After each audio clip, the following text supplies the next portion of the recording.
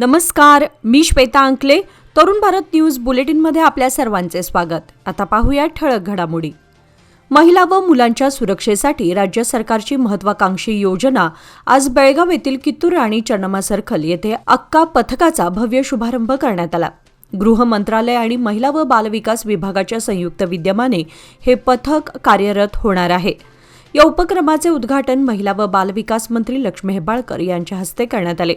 यावेळी बेळगावचे पोलीस आयुक्त भूषण बोरसे तसेच SP रामराजन उपस्थित होते. बेळगाव जिल्ह्यातील 5 अक्का पथक वाहनांना यावेळी हिरवा कंदील दाखवण्यात आला. महिला पोलीस कर्मचाऱ्यांनी मार्शल आर्टचे प्रात्यक्षिक सादर करून उपस्थितांचे लक्ष वेधले. यावेळी मंत्री लक्ष्मी हेब्बाळकर म्हणाल्या की महिला आणि मुलांच्या सुरक्षेसाठी अक्का पथक 24 तास कार्यरत राहील. निर्भया निधीतून या योजनेची अंमलबजावणी करण्यात येत असून मुलींसह मुलांनाही या पथकाच्या माध्यमातून संरक्षण मिळणार आहे.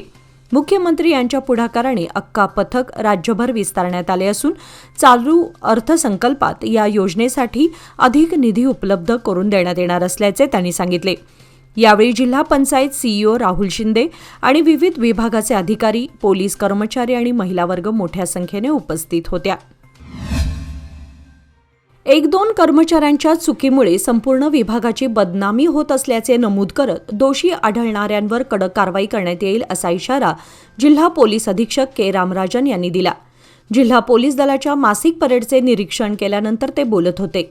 खाकी वर्दीला स्वतःचा सन्मान आणि जबाबदारी आहे. पोलिसांनी सतर्क राहून कान डोळे उघडे ठेवावेत. बहिरे किंवा आंधळ्यासारखे वर्तन करू नये असे त्यांनी स्पष्ट केले.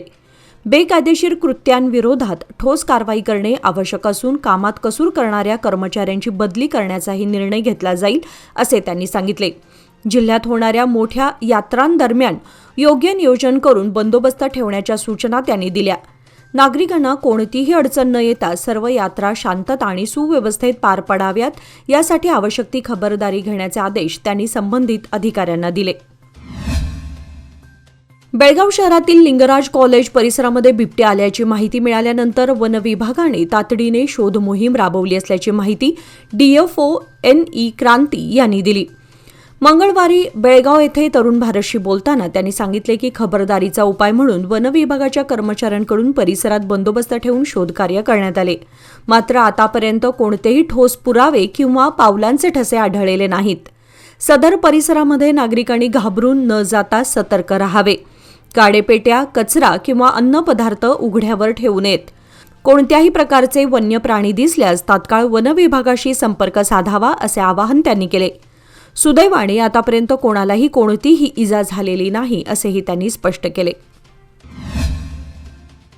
आगामी राष्ट्रीय क्रिकेट स्पर्धेच्या पार्श्वभूमीवर फलंदाज विजय पावले यांनी आपल्या खेळाविषयी आणि तयारीविषयी तरुण भारतशी बोलताना स्पष्ट भूमिका मांडली आहे. मी माझ्या खेळात कोणताही बदल करू इच्छित नाही. लोकांना माझी खेळी माहीत आहे. मैदानावर येणाऱ्या चाहत्यांचे मनोरंजन करणे आणि माझा नैसर्गिक खेळ दाखवणे हेच माझे काम आहे असे ते म्हणाले. विजय पावले यांनी सांगितले की ते सध्या आपल्या खेळात पूर्णपणे समाधानी आहेत. मी आज कसा खेळतो यावर लक्ष केंद्रित करतो. उद्या काय होईल याचा विचार करत नाही. जर परिस्थिती कठीण असेल तर मी स्वतःला थोडा वेळ देतो. सर्वांनाच माहीत आहे की मी आक्रमक क्रिकेट खेळतो आणि मी त्यात आनंदी आहे असे त्यांनी स्पष्ट केले.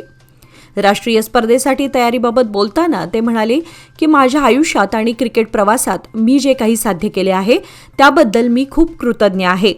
देशासाठी क्रिकेट खेळणे हे माझे स्वप्न आहे आणि ते पूर्ण करण्यासाठी मी सर्वतोपरी प्रयत्न करणार आहे.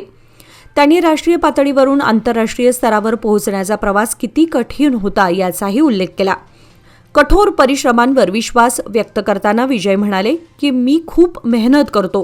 मला सराव आवडतो. एक गोष्ट निश्चित आहे की कठोर परिश्रमाचं फळ आज नाही तर उद्या मिळतंच. गेल्या 6-7 वर्षांच्या मेहनतीचं फळ आता मिळत आहे असे ते म्हणाले. ग्रामीण भागातील खेळाडूंना योग्य व्यासपीठ मिळाल्यास ते मोठी झेप घेऊ शकतात असा विश्वास उद्योगपती शिवराज जाधव यांनी व्यक्त केला. ग्रामीण भागातील होतकरू खेळाडूंना स्वतःची प्रतिभा सिद्ध करण्यासाठी क्रिकेट स्पर्धा हे प्रभावी व्यासपीठ ठरत असल्याचे प्रतिपादन उद्योगपती शिवराज जाधव यांनी केले. मेहनत आणि सातत्य यामुळेच यश मिळते असे सांगताना त्यांनी नथिंग इज फ्री, जितकं जास्त श्रम कराल तेव्हाच यश मिळेल असे स्पष्ट केले. क्रिकेट हा माझ्या आवडीचा खेळ असून जाधव कुटुंब नेहमीच खेळाडूंच्या पाठीशी उभे आहे. भारतीय क्रिकेट संघात बेळगावचा खेळाडू खेळताना पाहणं हे आमचं स्वप्न आहे. त्या दृष्टीने प्रयत्न करणाऱ्या सर्व खेळाडूंना आवश्यक ती मदत करण्यास आम्ही कटिबद्ध आहोत असेही त्यांनी सांगितले. दरम्यान सांगलीचा क्रिकेटपटू विजय पावले बेळगावात आला असता त्याचे स्वागत करण्यात आले. यावेळी तरुण भारतशी बोलताना शिवराज जाधव यांनी ग्रामीण भागातील खेळाडूंना प्रोत्साहन देण्याचा आपला निर्धार व्यक्त केला. काँग्रेस आमदारांच्या परदेश दौऱ्याबाबत सुरू असलेल्या चर्चांवर प्रतिक्रिया देताना मंत्री लक्ष्मी हेब्बाळकर यांनी स्पष्ट केले की कोणत्याही दौऱ्याबाबत त्यांच्या निदर्शनास काहीही आलेले नाही. या संदर्भात मला किंचितही माहिती नाही. आम्ही सध्या फक्त काम आणि कामच करत आहोत असे त्यांनी सांगितले. मुख्यमंत्री बदलाच्या चर्चेबाबत विचारले असता त्या म्हणाल्या की कोणतीही चर्चा असेल तर ती दिल्लीमध्येच व्हावी. राज्यात अशा प्रकारच्या चर्चा करणे अक्षम्य आहे. दिल्ली हायकमांड जे ठरवेल ते आम्ही मान्य करू असे त्यांनी स्पष्ट केले. तसेच DK शिवकुमार आणि चन्नराज हट्टीहोळी यांच्या वक्तव्यांबाबत विचारले असता तो त्यांचा वैयक्तिक विषय असल्याचे त्यांनी नमूद केलं. ट्रक चालवून वाहतूक नियमांचं उल्लंघन करणाऱ्या अल्पवयीन मुलाला सोमवारी येथील 3ऱ्या JMFC न्यायालयाने 25,000 रुपये दंड ठोठावला. टिळकवाडी परिसरात अल्पवयीन मुलगा ट्रक चालवताना रहदारी पोलिसांनी तो ट्रक अडवून जप्त केला होता. या प्रकरणी अल्पवयीन मुलावर आणि ट्रक मालकावर गुन्हा दाखल करण्यात आला. या प्रकरणी ट्रक मालकावर बेळगाव दक्षिण रहदारी पोलीस स्थानकात गुन्हा दाखल करण्यात आला होता. JMFC तृतीय न्यायालयात सरकारी वकिलांनी याबद्दल माहिती दिली. अल्पवयीन मुलाला ट्रक चालवल्याबद्दल 25,000 रुपये दंड ठोठावण्यात आला. दंडाची रक्कम भरल्यानंतर ट्रक सोडून देण्यात आला. अल्पवयीन मुले दुचाकी तसेच 4 चाकी वाहने चालवत असतील तर संबंधित वाहन मालकाला किंवा त्यांच्या पालकांना दंड भरावा लागणार आहे. पतंगाने मला काय शिकवलंय सांगू? वर जाता जाता दोर सुटू देऊ नका. थोडी तरी इन्व्हेस्टमेंट FD मध्ये नक्की करा, कारण FD आहे तर स्टडी आहे. लोकमान्य FD सोबत मिळवा best interest rate. Lokmanya FD आहे तर स्टडी आहे.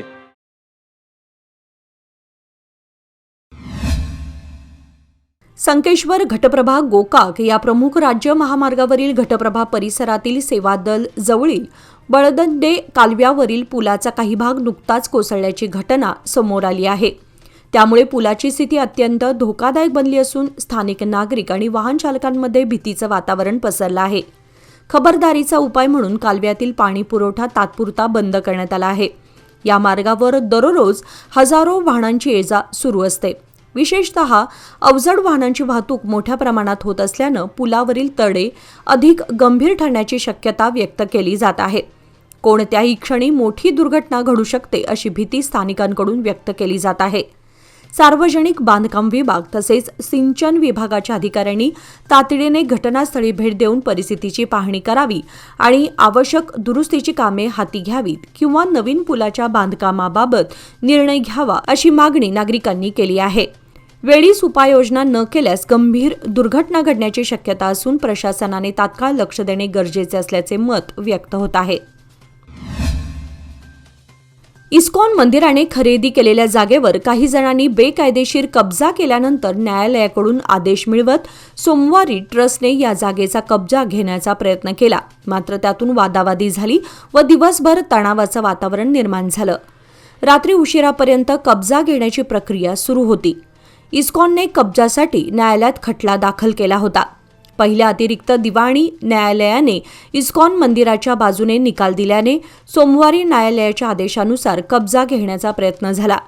जागेचा कब्जा घेण्यासाठी न्यायालयाने परवानगी दिली तसेच पोलिसांना संरक्षण देण्याचे आदेशही दिले होते.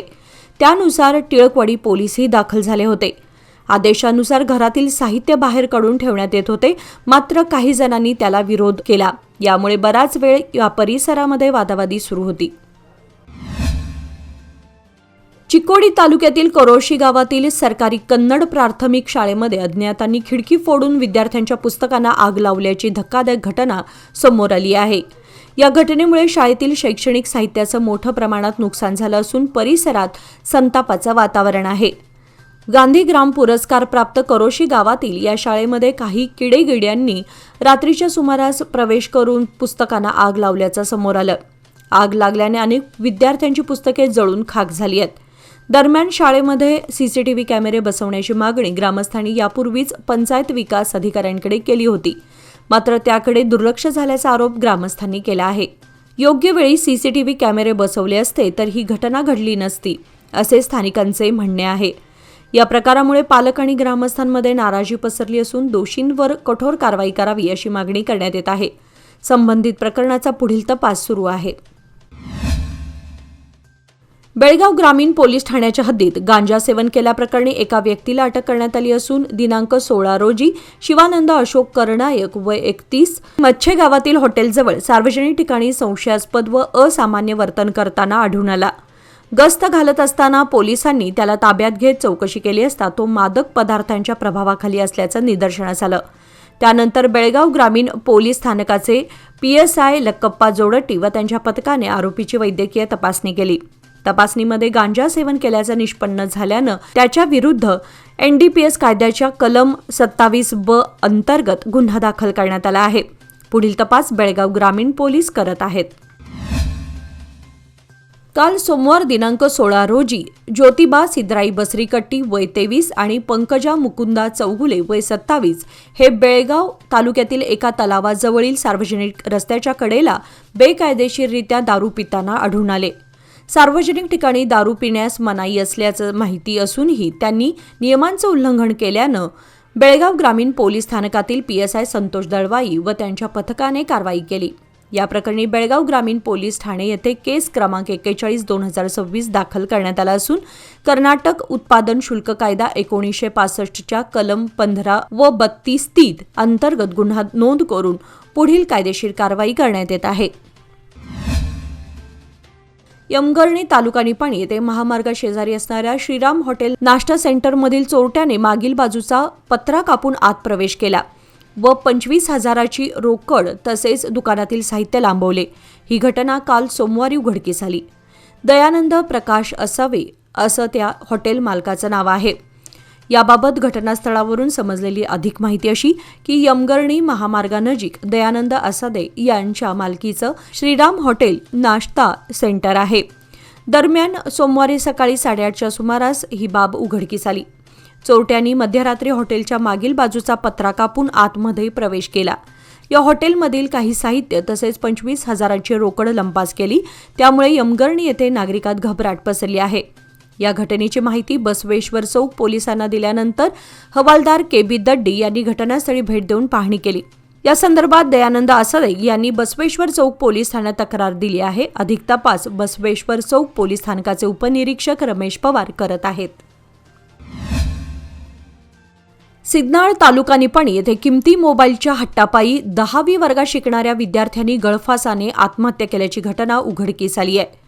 रुपेश विजय नलवडे वय 16 असं आत्महत्या केलेल्या विद्यार्थ्याचं नाव आहे. रुपेश हा अकोला येथे 10वी वर्गात शिकत होता. गेल्या काही महिन्यांपासून किमती मोबाईल पाहिजे असं तो पालकांना सांगत होता. 10वी हे शैक्षणिक वर्ष महत्त्वाचं असल्याने पालकांनी मोबाईल देण्यास नकार दिला. त्या रागाच्या भरात गळफासाने आत्महत्या केली. ही घटना समजताच निपाणी ग्रामीण पोलीस ठाण्याचे हवालदार, सहाय्यक पोलीस उपनिरीक्षक MS सूर्यवंशी, हवालदार मंजुनाथ कल्याणी, परमानंद मारुसेठ यांनी घटनास्थळी भेट देऊन पाहणी केली. या घटनेची नोंद निपाणी ग्रामीण पोलीस स्थानकात झाली आहे. अधिक तपास निपाणी ग्रामीण पोलीस ठाण्याचे उपनिरीक्षक शिवराज नाईकवाडी करत आहेत. याचबरोबर आजचे बातमीपत्र इथे संपले. अधिक माहिती आणि ताज्या घडामोडींसाठी पाहत रहा तरुण भारत न्यूज चॅनल. तसेच आमच्या चॅनलला लाईक, शेअर आणि सबस्क्राईब करायला विसरू नका. आणि विश्वासार्ह बातम्यांसाठी दररोज वाचा दैनिक तरुण भारत. धन्यवाद.